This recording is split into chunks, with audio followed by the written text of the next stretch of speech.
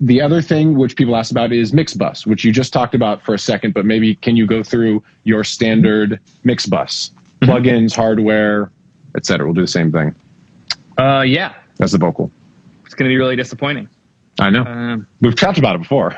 Well, my VT5 is my Fern VT5 is not disappointing, and that which is an EQ. It's an EQ, a tube EQ, an outboard tube EQ. Yeah. Which I'm doing a low and high boost and a high cut. So the low boost is at 20 hertz, but it's a Pultec style, so it's pretty broad. So it could, maybe it goes up to 60 or 100 depending, and I'll do anywhere from 2 to 8 dB depending on what the song needs, and or nothing, or just keep it lean and let it hit the tubes. There's a mid cut at 400 hertz, usually out, sometimes in -2 dB, usually out. And then there's a high boost at, I believe it's 16K, and a high cut at 28K, whatever that means. So that's that phase bump that we're doing. That's that focus. That's that Nyquist frequency, where the human ear is actually like connecting on the focal point. So that's messed with a lot. That's like changed all the way to right before the bounce. I might just try, say I'm at 2 dB boost at 16 and like -10. Before I bounce, I might do a 4 dB boost and go to -14 on the cut. I might go all the way up on the cut and just see what that does after I've been making all these decisions. So it's a very free-flowing move and choice for me. I'm constantly messing with that high boost. The low end boost usually stays the same from the beginning because it's how I dial in the 808 or the bass, and the kick drum is with that choice that I've made to go either 2, 4, whatever the boost is. I can't really change it after that. So it's hard to, at least. So if I do, that's like a whole gain structure reorientating circumstance.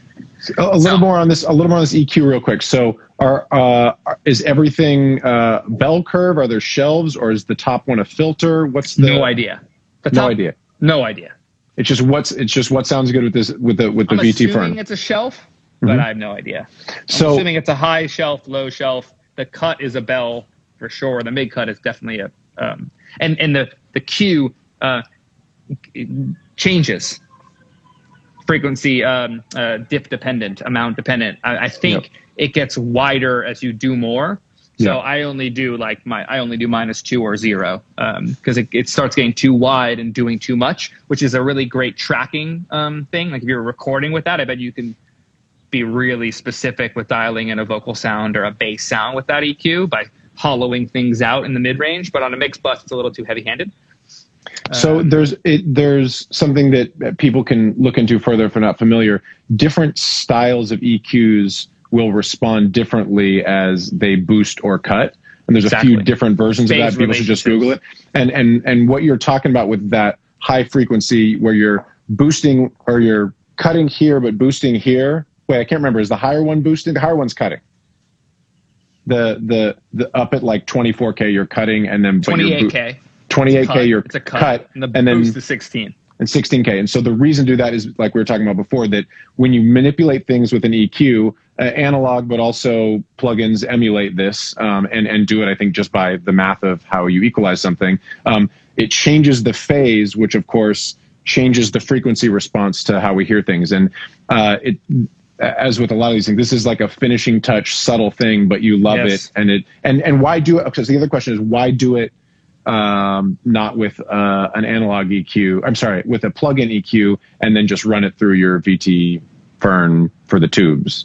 Like, is there something about the way it EQs just sounds good? Most expensive sounding EQ I've ever heard, and you can turn it all the way up and it's still musical. It's a very musical EQ. Like, if I wanted to boost all 14 dB, I could, and it would sound good. It never sounds harsh on any music.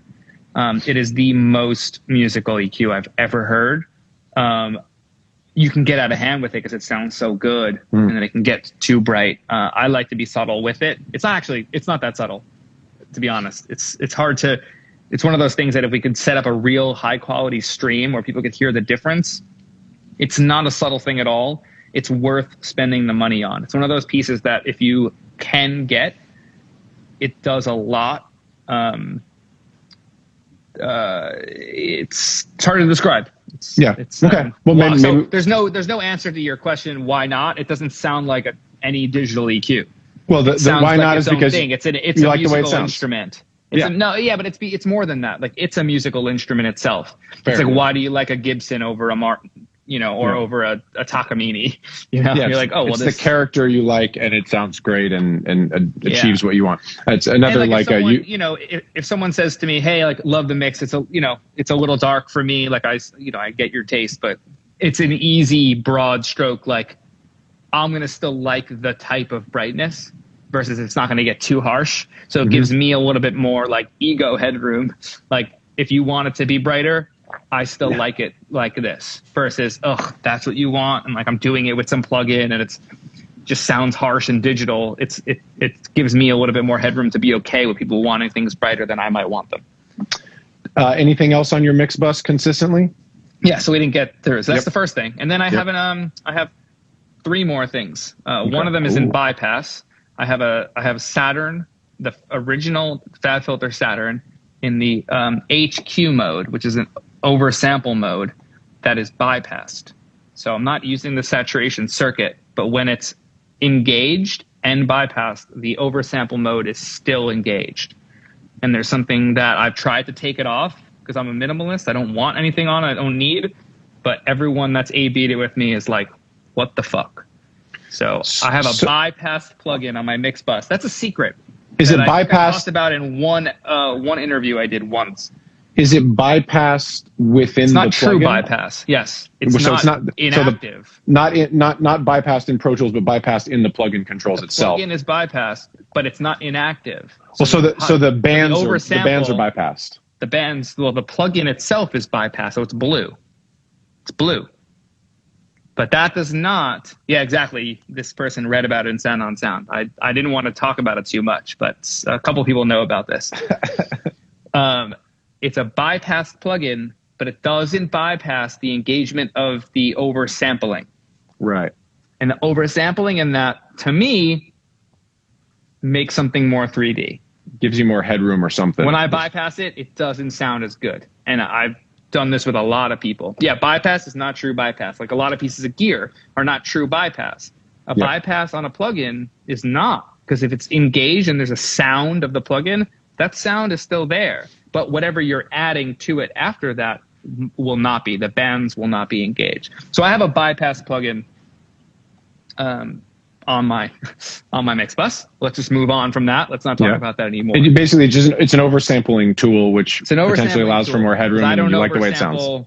On anything else, really. Very rarely do I oversample on anything else, and that's a thing that I think people think they're supposed to do, and they don't because their CPU can't handle it. You should be really picky with where and when you oversample, because oversampling can mess with transients and punch. Yeah, soften things and round. It does weird things sometimes. It can make things sound more obscured, which could be good. Like I've talked about with you, sometimes I oversample background vocal bus, but not the lead. So the lead is punchy, but the background's just a little bit smoothed out. Same with like multiband compression, other things where you want something to be obscured. So there's tools, so there's tools for that in a positive sense. After that, I have Ozone. Wait, so somebody asked on here, it's important. Is it only Saturn version 1 does? You don't use...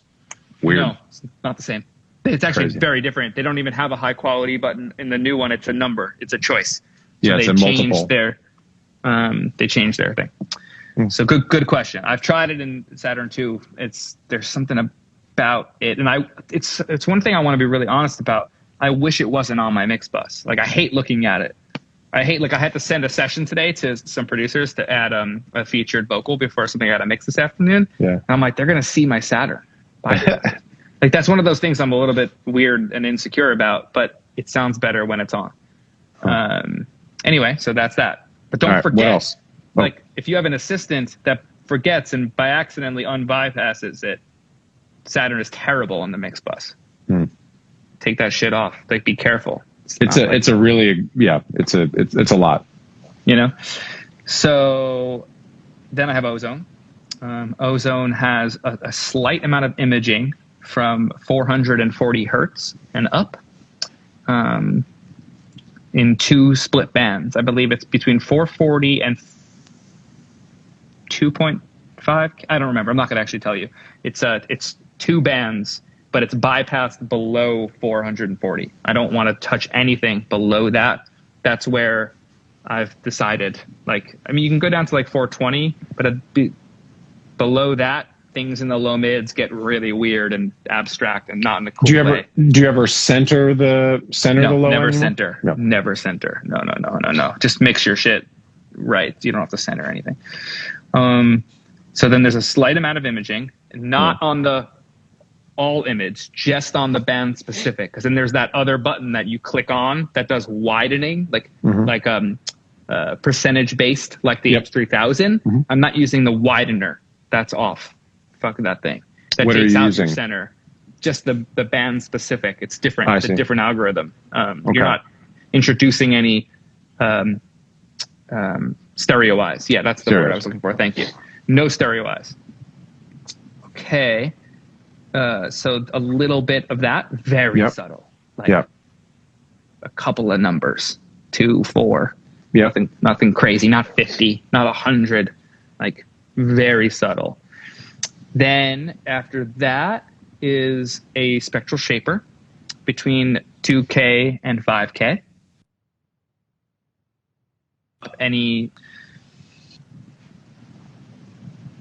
Oh, you paused for a second. Say that one more time. Spectral shaper? Spectral shaper between 2 and 5K. That is for a handicap. I like to just have it there just so I don't have to do too many specific moves in that, just because I don't like that frequency being too loud. We've talked about the Fletcher-Munson curve in previous episodes. We have a lot of headroom there. Our ears perceive that stuff 3 to 6 dB louder anyway. So I control that area on the mix bus very subtly. Again, the needle or the meter doesn't move really, but I can adjust broad stroke tone control in that area. So like if I want something to be warmer, I'll go lower on the tone control. And then if someone says, hey, love this mix, but I'm missing some high mid energy, I can give them more of that with one slider. So I can send back a mix within 5 minutes, like if that's the note or if that's the overall feeling that someone's getting, like maybe I went too far. So I set these things up on my mix bus to give me broad stroke capability to make people happier quicker. That's kind of what it's for. Then I have the maximizer. That's not doing anything really. It's at minus 0.1 on the threshold. And then I have a ceiling. So I use it for the ceiling. The ceiling is what's controlling my output into my clipper, which comes next, which is the T-Rex clipper. So those two are in tandem together.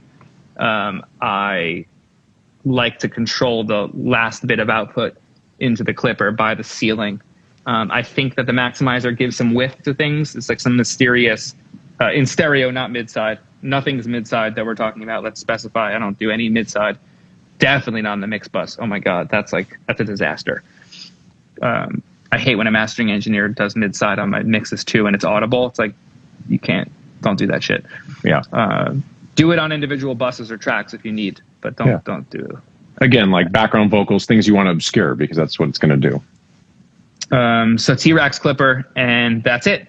That's the end. And I'm doing a couple of dB in the clipper instead of limiting. I don't have a limiter on the mix bus to get things loud. I'm using a clipper, and I control the amount of clipping and the sound of the clipping by the maximizer's ceiling.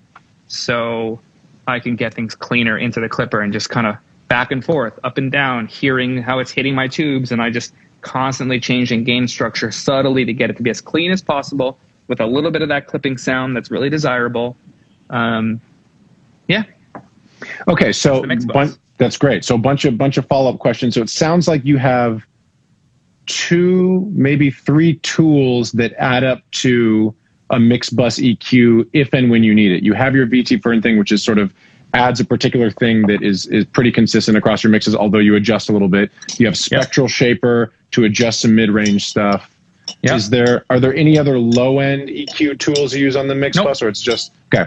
I know a lot of people do that in the mix. Yeah, exactly. So I was going to say a lot of people I know are asking about mix bus EQ and things like that, and it's all pretty subtle because if you can get that right in the mix and in the sounds going into the mix bus. If I want my bass to have more 60 hertz, I do it in the bass. Yeah, absolutely. Not on the mix bus.